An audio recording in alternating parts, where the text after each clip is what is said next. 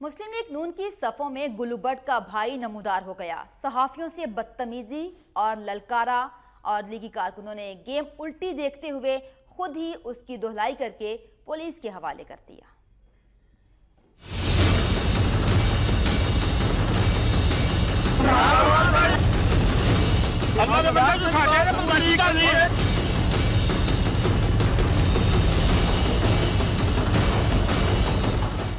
पंजाब हुकूमत के तर्जुमान Zaeem Qadri Lahore press club press conference के लिए आए तो उनके साथ लीगी कारकुनों का डंडा बरदार जत्था भी था। इन अफराद को गेट पर रोका गया तो बदतमीजी पर उतर आए। इनमें गुल्लू भट्ट का भाई गनी भट्ट अलमारूफ गुल्ला भट्ट कुछ ज्यादा ही जोश में था।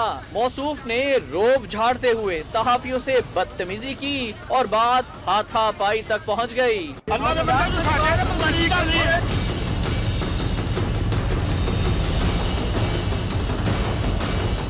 सहाफियों ने अपने होम ग्राउंड पर लीगी कारकुनों की एक न चलने दी और भरपूर मुजाहमत की। लीगी कारकुनों ने गेम उल्टी पड़ते देखा तो गनी भट्ट को तहरीक इंसाफ का कारकुन करार देकर खुद ही पीट डाला।